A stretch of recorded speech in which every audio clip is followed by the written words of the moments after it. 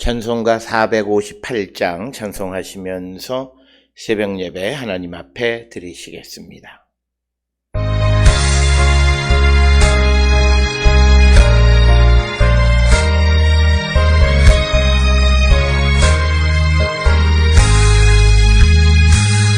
너희 마음에 슬픔이 가득할 때 주가 위로해 주시리라.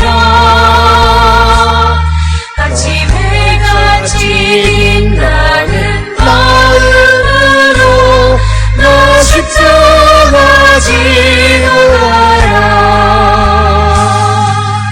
참 기쁜 마음으로 십자가 지고 가라. 내가 기쁘게 십자가 지고 가면 슬픈 마음이 위로받네. 때를 따라서 주시는 은혜로서 가란 심령의 힘을 얻고 주가 언약한 말씀을 기억하고 너 십자가 지고 가라. 참 기쁜 마음으로 십자가 지고 가라. 내가 기쁘게 십자가 지고 가면 슬픈 마음이 위로받네.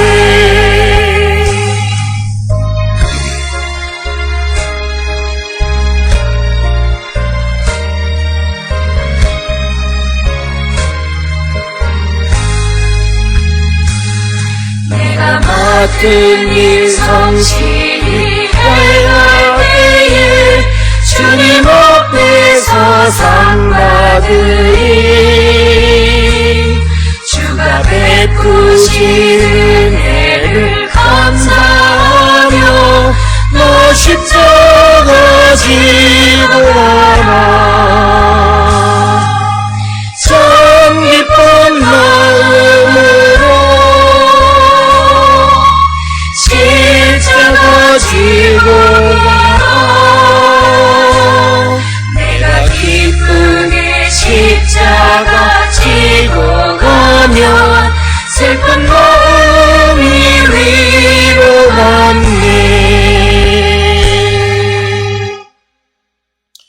나는 오직 주의 사랑을 의지하여 싸우니 나의 마음은 주의 구원을 기뻐하리이다. 내가 여호와를 찬송하리니 이는 주께서 내게 은덕을 베푸심이로다. 아멘. 사랑과 은혜가 충만하신 아버지 하나님 은혜를 감사합니다. 오늘도 저희를 이른 아침 하나님의 전으로 부르시고 아버지 앞에 나와 감사와 찬송과 영광의 예배를 드리게 하시니 하나님 감사합니다. 오늘도 우리에게 들려주시는 주의 말씀을 마음에 새기고 주의 말씀대로 살아가기를 결단하는 저희들 되게 하시고 오늘도 우리를 택하셔서 세상에 보내시는 하나님의 뜻에 합당한 삶을 살기로 결단하는 우리 모든 성도가 되게 인도하여 주시옵소서.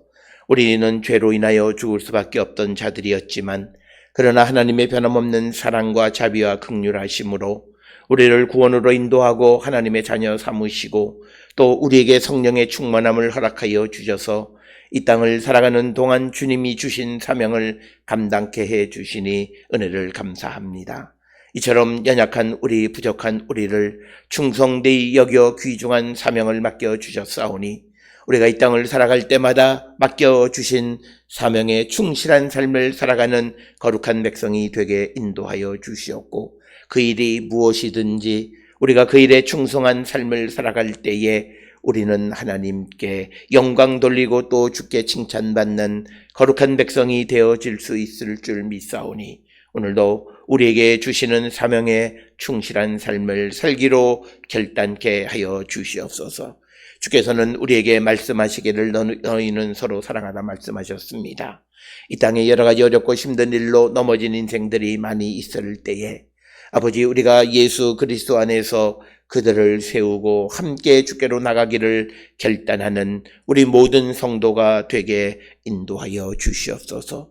어렵고 힘든 시대에 나는 내가 쓸 것을 다 준비했다 하여 자기 자신의 마음의 평안함을 누리기보다는 하나님 내게 주신 모든 것을 나누고 더불어 함께 주의 구원의 길을 향해 가는 우리 모두가 되게 인도하여 주셔서 오늘날 우리가 살고 있는 이 시대에 기독교가 변질되어져서 자기의 구원과 자기의 부귀와 영화, 즉 개인주의적으로 치닫는 이 모든 것을 우리가 돌이키고 우리 자신부터 우리가 믿음을 가짐으로 말미암아 내 자신을 위한 삶이 아니라 그리스도와 복음과 다른 이들을 위한 삶을 살기로 결단하는 우리 모두가 되게 하나님 인도하시고 복내려 주시옵소서. 아버지, 우리가 주의 뜻대로 부르심을 받은 자들로서 우리가 협력하여 선을 이루며 살아가는 거룩한 성도 되게 하나님 인도하여 주시옵소서. 특별히 우리가 살고 있는 이 시대는 여러 가지 이어져 오는 자연의 재해와 그리고 코로나19 등으로 말미암아 우리의 일상 모든 것이 비정상적이고 무너져 내리는 이때에 아버지, 우리가 더욱더 주님의 도우심으로 우리를 세워가게 하여 주시옵소서. 사람들은 경제적으로 무너져 가는 것만을 바라보지만 그러나 우리는 무엇보다도 우리가 이런 어려움 속에서 하나님에 대한 믿음이 흔들려지지 않도록 주님 우리를 붙들어 주시고 우리가 어려움에 처할 때일수록 더욱더 한 걸음 더 주께로 나가기를 결단하는 우리 모두가 되게 인도하여 주시옵고 우리에게 주어진 환경을 탓하는 어리석은 자들 되지 않게 하여 주시옵고 우리의 환경이 어떠하든지 간에 그 환경 속에서 최선을 다하여 주님을 만나기를 힘쓰는 우리 모두가 되게 하나님 인도하여 주시옵소서. 오늘도 우리 모두가 주님의 뜻 안에서 성령의 인도함을 받아 복된 삶을 살아가는 거룩한 백성들이 되게 우리를 인도하시고 하나님 복내려 주시옵소서.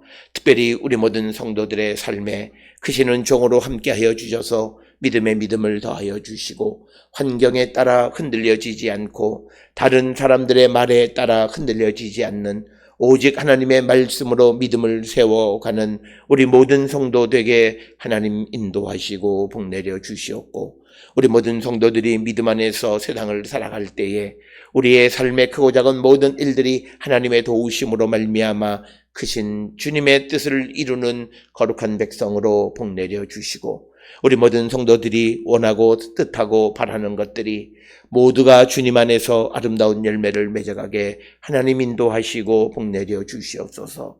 우리의 성도들 가운데에 아버지 사업을 경영하는 이들의 사업장과 또 병원과 직장과 학업과 그들이 원하고 뜻하고 애쓰고 수고하는 모든 일들 가운데에 하나님만을 전적으로 의지하며 나가기를 결단하는 우리 모든 성도들 되어서 우리에게 있는 어떤 능력과 힘으로가 아니라 오직 하나님의 도우심으로 말미암아 모든 일에 아름다운 열매를 맺어가는 거룩한 백성이 되게 우리를 인도하시고 하나님 복내려 주시옵소서. 때로는 우리가 이 땅을 살아갈 때에 우리의 삶에 우리가 생각하는 비상식적인 일들이 벌어질지라도 두려워하지 말고 믿음을 끝까지 지켜나가는 자 되게 인도하여 주시옵소서. 예수 그리스도의 탄생의 소식을 들은 마리아가 처녀의 몸으로 아이를 잉태한 그 놀라운 사건 속에서 많은 사람들의 비난에도 불구하고 하나님 주시는 약속을 끝까지 믿고 기다림으로 그 몸을 통하여 구세주가 이 땅에 태어나게 되어진 것을 기억하면서 우리도 하나님의 뜻 안에 살아가기를 결단할 때에 많은 세상으로부터 비난과 또 그리고 조롱의 목소리가 들린다 할지라도 흔들리지 말고 주의 약속을 믿고 나가는 거룩한 백성 되게 우리를 인도하여 주시옵소서. 아버지, 우리 성도들 가운데에 믿음이 연약한 자들의 믿음을 붙들어 주시고 건강이 연약한 자들의 건강을 지켜주시고 또 여러 가지 주님의 도우심이 필요한 문제들을 가지고 있는 자들을 위해 하나님 함께하여 주셔서 어려운 일 당하지 않게 하시고 억울한 일 당하지 않게 하시고 모든 일들이 주님의 뜻 안에서 순리대로 해결되어질 수 있도록 하나님 인도하시고 복내려 주시옵소서. 특별히 건강이 연약한 이들이 있습니다.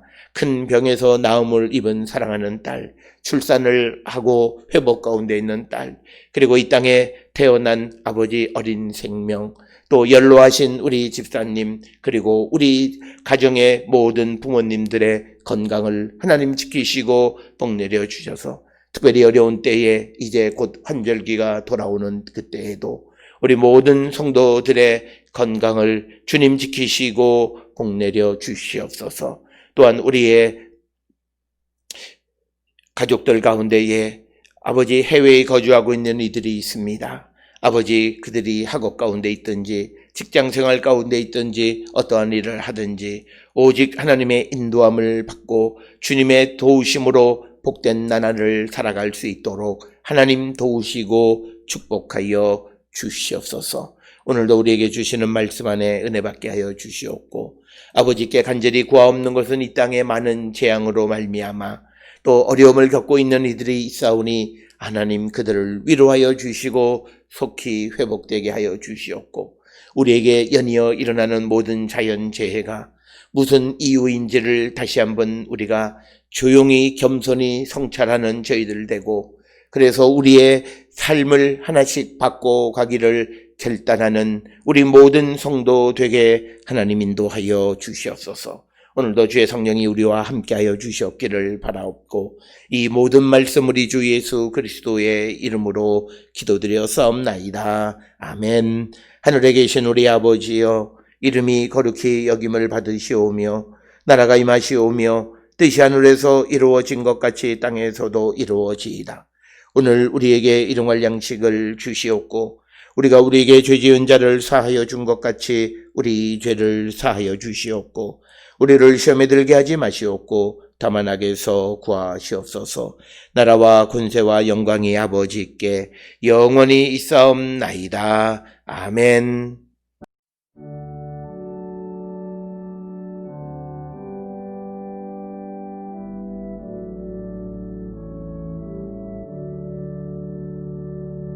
우리 기도를 들어주시고 주님의 평화를 내려주소서.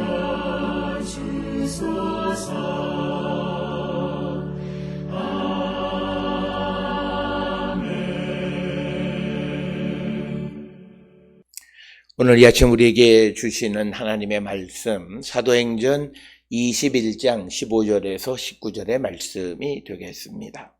사도행전 21장 15절에서 19절의 말씀이 되겠습니다. 15절에서 19절에 있는 말씀 한 목소리로 합독하시겠습니다. 이 여러 날 후에 여장을 꾸려 예루살렘으로 올라갈새 가이사랴의 몇 제자가 함께 가며 한 오랜 제자 구브로 사람 나손을 데리고 가니 이는 우리가 그의 집에 머물려 함이라.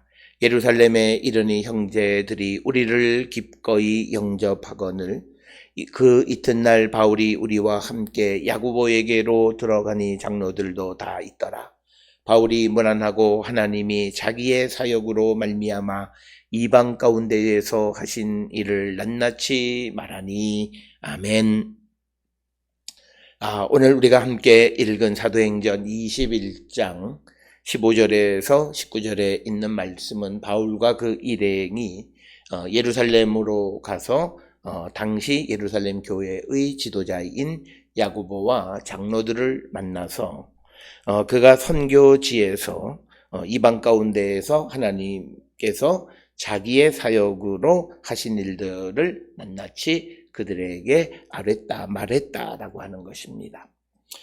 오늘 주시는 이 21장 15절로부터 19절에 있는 말씀을 통해서 우리가 하나님께서 계획하시는 것은 이 예루살렘에 가서 바울이 잡혀서 이제 로마로 가서 로마에서 복음을 전하는 그런 큰 빅픽처가 있지만 특별히 오늘 주시는 이 작은 부분들을 통해서 보면 바울은 자기가 이방의 사도로 부름을 받아서 세 차례에 걸쳐서 복음을 전하는 일들을 마친 다음에 예루살렘의 교회의 지도자들에게 자신들이 행한 일, 자신들에게서 하나님이 사역하신 그 일들에 대해서 낱낱이 그것을 아뢰다라고 하는 말은 바울과 바울의 일행들의 어떤 사적인 개인적인 개별적 사역에 그치는 것이 아니라 교회 전체가 그 일에 동참하기를 원하고 또 그 일에 대해서 예루살렘 교회가 후원하고 지지하는 것이 매우 필요하다라고 하는 것입니다. 오늘 우리가 살고 있는 이 시대에 보게 되면 홀로 선교의 사역을 감당하는 이들도 있습니다. 매우 소중하고 귀한 일이지만 그러나 우리가 그런 일을 할 때에 우리가 그 개인의 어떤 결단에 의해서 하는 것뿐만 아니라 그 개인의 결단이 결국 하나님의 나라의 사역이기 때문에 그 일에 대한 지지와 후원을 교회로부터 받을 수 있는, 그래서 그 일이 나가는 방향이 어떤 개인의 판단에 의해서만이 아니라 그것이 그 공동체 전체가 함께 동참하고 공동체 전체가 추구하는 방향으로 나가는 그런 선교의 방향을 가져야만 한다라고 하는 것입니다. 우리가 알다시피 바울은 복음을 전하면서 사도행전 15장에서 이방 사람들에게 이제 할례를 베푸는 것, 그들에게 율법의 의무를 부과하는 것이 정당하냐라고 하는 그런 논쟁이 생겼을 때에도 그는 예루살렘으로 와서 사도들을 만나서 서로 의견의 합의를 보는 것은, 만약 바울이 이건 내 일이니까 내가 옳다고 생각하는 것을 내 홀로만 주장하고 했다면 아마 점점점 예루살렘 교회와는 거리가 멀어졌을 것입니다. 그리고 어떠다 자칫 잘못하다가는 바울이 순교하고 그런 일련의 과정을 통해서 그의 행적 자체가 우리에게 전달되지 않았을 수도 있습니다. 그러나 바울은 그렇게 개인이 하나님을 만나서 하나님의 인도함을 받고 어떤 사람의 영향을 받지 않는 그런 삶을 살아가지만, 그러나 그러면서도 그는 예루살렘 교회 공동체 그리고 각 지역에 세운 그곳에 있는 믿음의 형제들과의 교제를 소홀히 여기지 않았다라고 하는 것입니다. 그래서 바울의 전도 여행은 어떻게 보면 개인적인 어떤 개인의 어떤 성령을 체험하고 사명을 받아서 그 일을 감당하고 그 일을 위해서 자비량으로 일하고 힘쓰는 그런 역할을 하는 것 같지만, 그러나 그가 성령의 인도함을 받고 살아가기 때문에 그는 항상 예루살렘 교회 그리고 지역 교회들과 협력하는 일을 게을리하지 않았다라고 하는 사실을 기억하셔야 되겠고, 이처럼 바울이 개인의 사역의 일을 감당하면서도 교회라고 하는 신앙 공동체의 인정과 지지를 받을 수 있었던 것은 그가 성령의 인도함 가운데, 즉 성령이 우리를 하나 되게 하시는 그 성령의 역사 가운데에서 바울과 교회를 연결시켜주고 그들이 하나님의 나라를 위해서 같은 목표를 향해서 나갈 수 있게 되어졌다라고 하는 것입니다.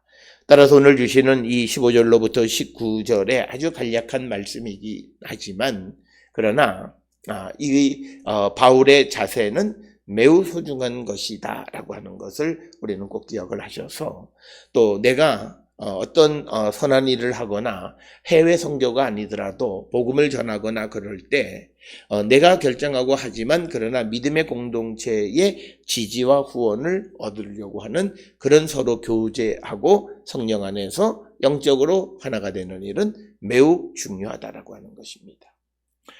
오늘날 우리가 살고 있는 이 시대에서 우리가 믿음의 생활을 하는 사람들이 교회의 목사님들이나 또는 주변에 있는 믿음의 동역자들에게 내가 누구를 전도하려고 하는데 나를 위해서 이 일을 위해서 기도해 달라고 하는 기도의 지지와 후원도 요청하지 않는 사람들이 많아요. 그냥 자기 방식으로 자기가 기도해서 그냥 자기가 해보고 됐다 안 됐다 이렇게 결론을 내려고 하는 경우들이 많이 있는데, 물론 나와 친소 관계가 있는 사람에게 복음을 전하는 것은 어떻게 보면 내 개인의 일인 것 같지만, 그러나 그 사람을 하나님의 나라로 데려가는 그 일은 이 땅을 살아가는 모든 성도들에게 주어진 사명이고 궁극적으로 하나님의 일이고 하나님의 백성인 우리가 관심을 갖고 지지하고 후원해야 될 일이다라고 하는 사실을 우리는 잊어서는 안 됩니다. 그래서 교회라고 하는 것은 어떤 개인의 삶, 개인의 믿음, 개인의 행동, 이것이 중요하지만 그러나 그것이 공동체에 의해서 구속되어지는 이런 자율성에 의해서 움직여지는 신앙 공동체. 그래서 사도 바울은 이처럼 개인의 일과 그리고 교회 공동체의 지지와 인정 이런 것들을 위해서 서로 교류하면서 항상 자율적으로 움직여지는데 그 자율의 중심에는 성령이 계시다라고 하는 것입니다. 오늘 우리가 살고 있는 시대에 보게 되면 어떤 그런 성도들은 자기가 섬기는 교회의 목회자 알지도 못하게 자기 스스로 어떤 일을 결정해서 하는 사람들이 많아요. 그런데 그런 것들을 보게 되면 꾸준하게 잘하는 사람들도 있지만 대부분은 오래가지 못하고 그것이 힘을 잃어버리게 되어지는데 그런 것들은 우리가 공동체의 인정과 지지를 받지 못하기 때문에 조그마한 어려움이 있으면 곧잘 넘어지게 된다라고 하는 겁니다. 그래서 하나님의 일은 내가 하는 것이지만 그러나 공동체 전체의 후원 가운데 지지 가운데에서 인정을 받는 가운데에서 그 일을 할 때 훨씬 더 힘이 있게 되어진다라고 하는 것. 그것을 우리에게 보여주시는 말씀이 오늘 주시는 15절로 19절의 말씀에서 더욱더 분명하게 보여지는 것이 되겠고, 특별히 오늘 주시는 19절에 있는 말씀을 통해서 보게 되면 바울이 문안하고 하나님이 자기의 사역으로 말미암아 이방 가운데에서 하실 일. 그러니까 오늘 주시는 이 본문에서 바울은 자기가 복음을 전하는 3차에 걸쳐서 전도 여행을 떠나서 교회를 세우고 하는 모든 일들은 하나님의 사역이었다라고 하는 거죠. 그래서 하나님이 이방 가운데에서 하나님의 사역으로서 되어진 것. 그래서 이것은 사도행전의 중요한 주제입니다. 하나님의 선교라는 미시오 데이라는 거죠. 그래서 선교는 사람을 통해서 하시지만 그러나 그것은 하나님의 자기 사역이라는 거예요. 그래서 우리에게 어떤 일이 주어졌을 때 우리가 그 일을 소홀히 하고 이것은 내가 이런 이유 때문에 저런 이유 때문에 하지 않는다는 것은 우리가 하나님의 일을 방해하는 거고 하나님의 일을 내 스스로의 판단에 의해서 내팽개치는 그런 일을 하게 되면 안 된다라고 하는 거예요. 그래서 오늘 주시는 이 19절의 말씀에서 바울은 자기가 하는 모든 일, 그리고 바울이 그런 복음을 전하는 선한 일을 위해서 고난을 받아도 흔들리지 아니하고 그 일을 할 수 있었던 건 뭐냐면 이것이 내 일이라고 하면 나에게 위협이 가해지고 내게 어려움이 닥쳐오면 그 일을 안 하면 그 어려움으로부터 벗어날 수 있는 거예요. 그러나 이것이 내 일이 아니라 하나님의 사역이라고 하는 개념을 도입하면 내 스스로가 그것을 하지 않을 수 없다라고 하는 거예요. 내 스스로가 판단해서 이걸 한다 안 한다 할 수 없다라고 하는 것입니다. 그것은 전적으로 하나님이 하셔야 되는 거예요. 그렇기 때문에 바울은 어떤 어려움 속에서도 그는 굴하지 아니하고 복음을 전하고 지금 그가 예루살렘에 와 있는 이 상황 자체에도 세 차례에 걸쳐서 자신에게 그리고 두로의 제자들에게 그리고 빌립의 집에 있을 때 구브로를 통해서 환상으로 그가 예루살렘에 가서 당하는 고난을 보여주셨어요. 근데 바울이 생각했을 때 이 일이 자기 일이라고 생각하면 가이사랴에서 다시 배를 타고 소아시아 지역으로 출행당하면 돼요. 그러나 이 일이 하나님의 일이라는 거죠. 그렇기 때문에 그 하나님의 일을 위해서 그는 목숨을 바칠 것을 결단하고 많은 사람의 만류에도 불구하고 예루살렘에 갈 수 있었다라고 하는 겁니다. 따라서 오늘 우리에게 주어진 일을 감당할 때 우리가 이것이 내 일이라고 생각하면 잘할 수 있을 것 같은데 잘할 수가 없습니다. 하나님께서 내게 맡겨주신 하나님의 일이라고 생각할 때 우리는 훨씬 모든 어려움을 이기고 우리가 승리할 수 있다라고 하는 겁니다. 목회자들도 어떤 어려움이 있을 때 그것을 인간적 관점에서 생각하면 이길 수 없습니다. 그리고 그것을 인간적으로 판단해서 그거 문제를 해결하려고 할 거예요. 그러나 목회자들에게 주어진 일이 하나님의 일이라는 거죠. 내가 원하고 원치 않고는 중요하지 않다는 거예요. 그래서 우리가 하나님의 일을 하는 사람들에게 필요한 것은 하나님께 충성하는 거예요.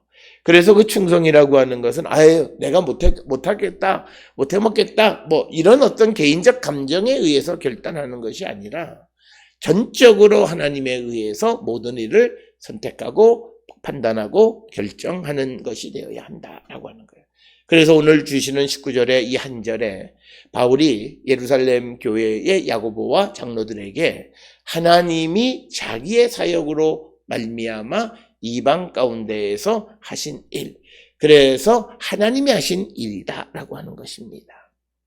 이 사실을 우리는 잊지 않아야 된다. 그래서 선교나 하나님의 일, 교회의 일, 모든 것은 하나님의 일이다라고 하는 겁니다.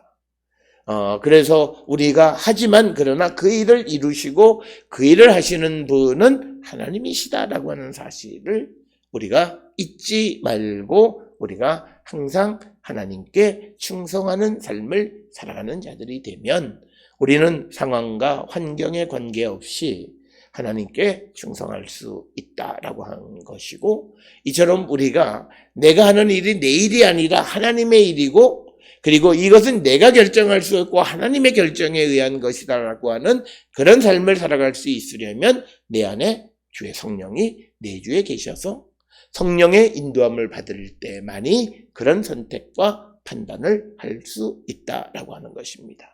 그래서 오늘 주시는 19절에 바울의 한 말, 하나님이 자기의 사역으로 말미암아 이방 가운데에서 하신 일을 말했다. 그래서 선교를 그렇게 정의하는 바울은 그가 하는 모든 일은 성령 안에서 하나님께서 하시는 것이다. 그래서 바울의 선교의 특성은 바울은 죽고 하나님만 드러나는 삶이다라고 하는 것입니다. 그래서 바울이 어떨 때는 우리가 믿겨지지 않을 만큼 내 말을 믿어라, 나는 맞고 너희는 틀리다라고 하는 말을 당당하게 할 수 있었던 가장 큰 것은 그가 하는 모든 일들이 하나님의 일이라고 하는 것, 그리고 그는 어떤 것도 사사로이 행하지 아니하고 하나님이 주시는 말씀을 전할 뿐만 아니라 하나님이 주시는 능력으로 모든 것을 행하고 있었기 때문에 그는 오늘 19절과 같은 고백을 할 수 있었다라고 하는 것입니다. 그렇기 때문에 하나님이 하시는 일에 대해서 말할 때 그는 상황에 관계없이 매우 당당합니다. 어떤 위기가 오고 그럴 때 숨기기도 하고 조금은 세상과 타협하기 그러지 않는 거예요. 왜? 이 일은 내 일이 아니고 하나님의 일이기 때문이다. 그래서 오늘 우리가 세상을 살아가면서 하나님의 일을 할 때에도 사람과 권모술수와 또는 불의를 통해서 하나님의 일을 이루려고 하는 사람들은 그 일이 자기 일이라고 생각하기 때문이에요. 하나님의 일이라고 생각하면 하나님은 세상을 주관하시는 만군의 여호와 하나님으로서 모든 고난과 모든 역경과 모든 제약을 넘어서서 능치 못할 일이 없는 분이심을 확실히 믿고 우리가 갈 때 우리는 결코 불의한 방법을 택하지 않을 수 있다라고 하는 거예요. 그러나 우리가 하나님의 일이라고 말은 하지만 그러나 그 하나님의 일이라고 말하는 속에 자기가 아주 중요하게 드러나지게 되면 그는 그 일을 자기가 이루어야 돼요. 그러니까 수단과 방법을 가리지 않고 그 일을 이루기 위해서 불법도 마다하지 않는 그런 모습을 우리가 보게 되는 겁니다. 그래서 어떤 일이 이루어졌냐 아닌 것이 중요한 것이 아니라 그가 어떻게 그 일을 이루었는가. 그래서 오늘 주시는 19절에 바울은 하나님의 일을 그를 통해서 하시는 것, 그를 통해서 이방 가운데에서 하시는 하나님의 일을 감당하는 자, 그래서 자기가 하는 것은 자기가 한 것이 아니라 하나님의 일이라고 하는 것을 분명하게 정의하고 그것을 사람들에게 낱낱이 말하는 그것이 오늘 19절에 주신 것이고, 예루살렘에서 그가 이제 문제가 되어지는 것이 바로 이 일 때문에 문제가 벌어지게 되어진다라고 하는 것입니다.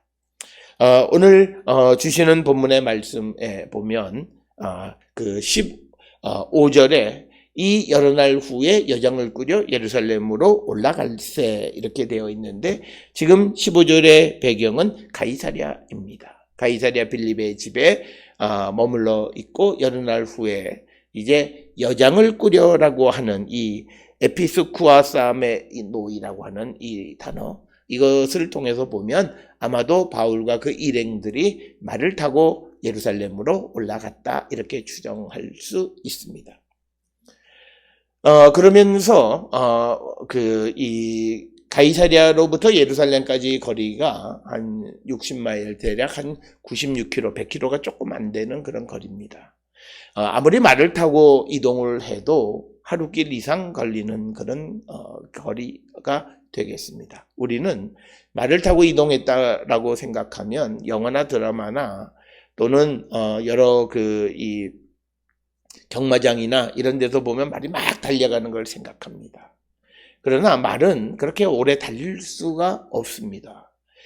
그래서 말을 가지고 그 말을 매번 바꾸는 파발을 하지 않고 말 한마디를 가지고 하루에 갈 수 있는 적정한 거리는 대략 한 30여 킬로 정도밖에 안 됩니다. 그리고 조금 서둘러야 조금 더 갈 수 있는 거죠. 그래서 오늘 주시는 본문의 말씀에서 가이사랴에서 예루살렘까지 가는 거리 100km 좀 안 되는 거리이지만 아무리 말을 타고 이동을 한다고 해도 파발을, 즉 몇 킬로마다 말을 바꿔가는 겁니다. 그래서 이런 파발 제도가 되어졌을 때는 항상 그 구간마다 새 말을 통하니까 속도를 낼 수가 있습니다. 그래서 그렇게 파발을 통해서 24시간 달리게 되면 한 450km도 가긴 해요.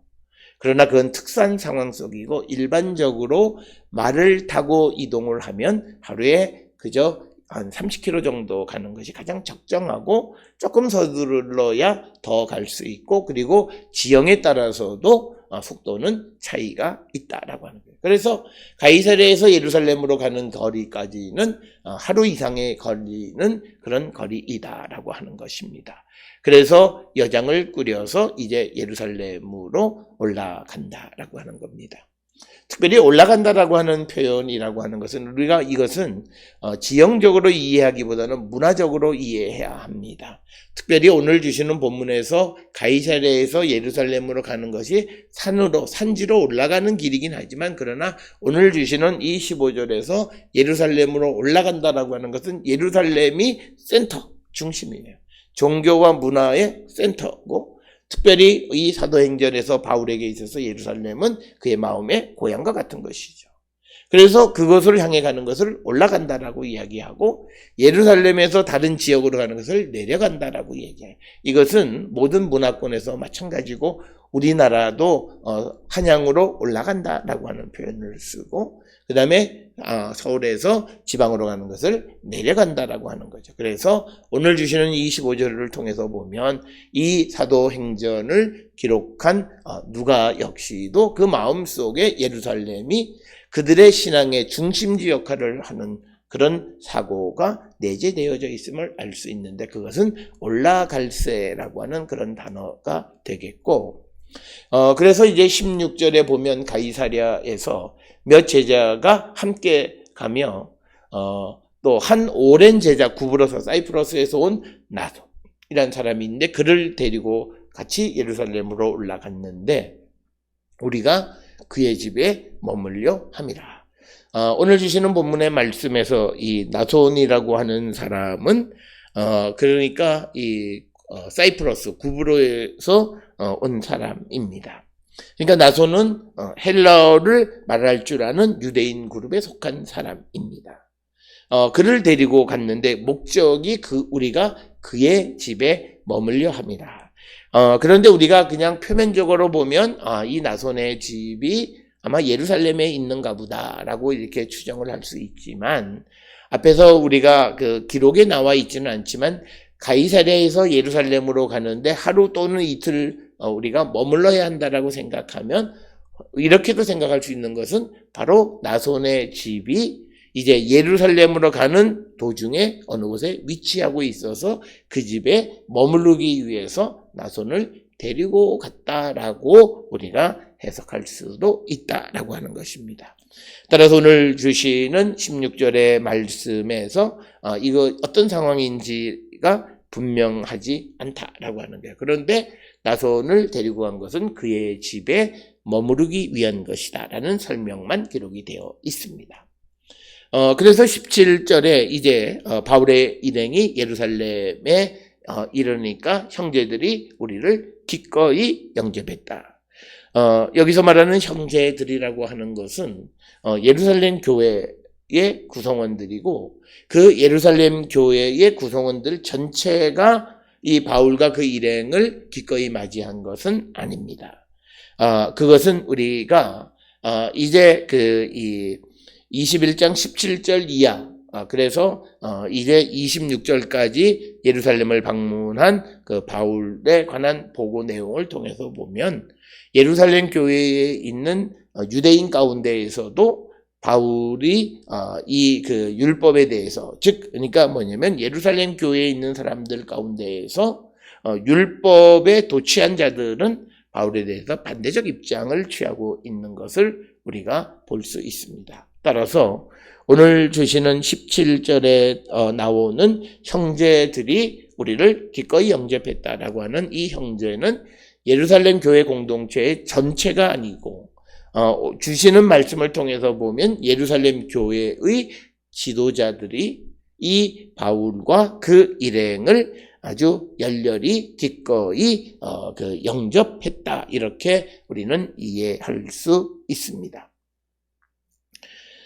그 다음에 이제 18절부터 22절까지 해서 바울이 야고보와 예루살렘 교회의 장로들, 지도자들을 만나는 이야기가 기록이 되어 있고, 이 17절부터 17절 또는 18절부터 그 22절까지 나오는 이 장로들과 만나는 것이 이제 마지막 만남이다라고 하는 겁니다. 그래서 예루살렘에 도착하고 나서 18절에 보면 이튿날 그 바울이 우리와 함께 즉 일행과 함께 야고보에게로 들어가니 장로들도 다 같이 있었다라고 하는 거죠. 그래서 예루살렘 교회의 어떤 지도자들을 만났다라고 하는 것이고 그런데 여기서 우리가 한 가지 질문할 수 있는 것은 왜 당시의 사도들인 베드로나 또는 요한 이런 사람들이 그들을 만나지 않았는가? 굉장히 어려운 질문이고 성경에 언급하고 있지는 않습니다. 그런데 아마도 우리가 추정할 수 있는 것 중 하나는 베드로나 요한이 예루살렘에 없었을 수도 있습니다. 그래서 바울이 그를 만나지 못했다라고 하는 그런 것이 보편적으로 제시해주는 주석가들의 설명이 되겠습니다. 그래서 이번 방문에서 예루살렘에서 야고보와 장로들을 만났다라고 하는 것입니다. 그러면서 만나서 어떤 개인적인 어떤 일들보다는 바울이 그들에게 문안하고 하나님이 자기의 사역으로 말미암아 이방 가운데에서 하신 일, 즉 하나님께서 이방 가운데에서 하신 일을 낱낱이 말했다. 여기에서 우리에게 중요한 것은 바울도 예루살렘에서 예수를 믿는 유대 그리스도인들 가운데에서 율법에 심취한 자들은 자기를 반대한다라고 하는 사실을 알고 있습니다. 그래서 바울이 그들에게 대해서는 이렇게 이야기하고 저들에 대해서는 저렇게 얘기하고 하는 그런 이중적 다원적 그런 입장을 가지고 있는 것이 아니라 하나의 입장을 가지고 있는 것은 바울이 마음속에 확신하는 것은 자기의 사역으로 나타나는 모든 것은 하나님이 이방 가운데에서 하신 일이라는 거예요. 하나님의 일이라는 거예요. 그렇기 때문에 숨길 것이 없고 거짓말할 것이 없다. 그래서 그는 그 일을 낱낱이 말한다라고 하는 거예요. 그래서 우리가 내가 하는 일이 하나님의 일이냐 아니면 사람의 일이냐, 겉으로는 하나님의 일로 포장이 되어 있지만 그러나 그가 그 일을 대하는 태도를 통해서 보면 그는 분명히 이것을 하나님의 일로 생각하지 않고 사람의 일로 생각하는 사람들이 많다는 거예요. 그러나 바울은 자기가 하는 모든 일이 정말 하나님의 일이기 때문에 어느 것 하나 그것 때문에 자기가 곤욕을 치른다 할지라도 숨길 이유가 전혀 없다라고 하는 그런 생각 속에서 낱낱이 그 일을 말하게 되어졌다라고 하는 것입니다. 그래서 결국은 19절에서 말하고자 하는 것은 이제 바울이 우상을 섬기는 이방 사람들을 살아계시는 하나님께로 돌아오게 하는 그런 자기가 복음을 전하는 그 일을 한 것은 결국 자기가 아니라 하나님께서 하신 일이다. 그래서 이방에 대한 구원에 대한 관심은 하나님이 하신 일이고, 그래서 그들에게 행해졌던 여러 가지 일들 역시도 하나님이 하신 일이기 때문에 그 일에 대해서 숨길 것이 없다라고 하는 거고, 그리고 그 일을 말함으로 인해서 어떤 문제가 벌어진다라고 하는 것을 바울이 모를 리가 없지만, 그럼에도 낱낱이 말하게 되어지는 것은 이 일은 하나님의 일이라고 하는 확신 속에서다라고 하는 겁니다.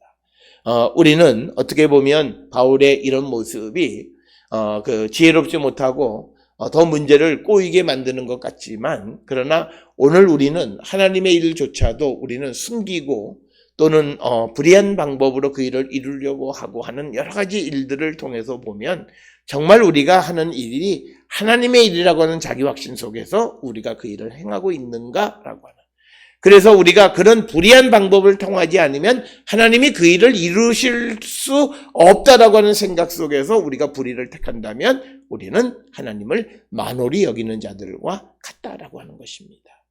따라서 오늘 주시는 이 본문 19절에 있는 이 말씀을 통해서 바울은 자기가 복음을 전했던 것, 그래서 그가 전도 3차에 걸친 전도 여행 거리, 어떤 사람이 계산해 보니까 한 15,000km 정도 되는 그런 여행을 통해서 행했던 모든 일은 결국은 하나님께서 이방에서 하신 일이고, 그들에 대해서 낱낱이 하셨던 모든 것은 성령께서 개입하셔서 하신 일이고, 그것을 낱낱이 말하게 되어졌다. 그래서 바울의 이런 모습은 그가 하는 모든 것은 자기 일이 아니라 하나님의 일이라고 하는 확신 속에서 되어진 것이다 라고 하는 것을 우리가 알게 되고, 이런 모습을 통해서 우리는 오늘 우리가 하는 하나님의 일에 대해서 이런 프라우드한 마음을 가지고 살아가고, 이런 하나님의 절대적 주권 속에서 우리가 그 일을 행하고 있는지를 다시 한번 돌아보면서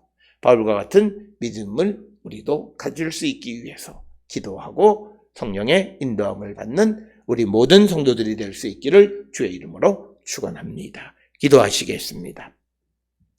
사랑과 은혜가 충만하신 아버지 하나님, 바울의 모습을 봅니다. 자신에게서 행했던 모든 일들은 이방 가운데에서 행하신 하나님의 일로 고백하는 바울의 모습, 이것이 우리의 믿음이 되게 하시고, 우리도 이 땅을 살아가며 하나님의 일을 맡은 자로서 우리도 바울과 같은 그런 믿음으로 모든 일을 행하는 자가 되어서 오직 하나님의 영광만 드러내는 우리 모든 성도 되게 주여 인도하시고 복내려 주시옵소서. 오늘도 세상을 향해 보냄을 받은 우리 모두가 보내신 이의 뜻을 이루며 주께 영광 돌리는 귀하고 복된 날 되게 하나님 축복하여 주시옵소서. 이제는 우리 주 예수 그리스도의 은혜와 하나님 아버지의 무한하신 사랑과 성령의 위로 역사 교통하심이 하나님 하시는 일에 순종하며 하나님의 뜻을 전적으로 따르고 이루기를 힘쓰는 자 되기를 결단하며 세상을 향해 나가는 우리 모든 성도들 머리 위에 지금으로부터 영원토록 함께 할지어다. 아멘. 주 나를 지키시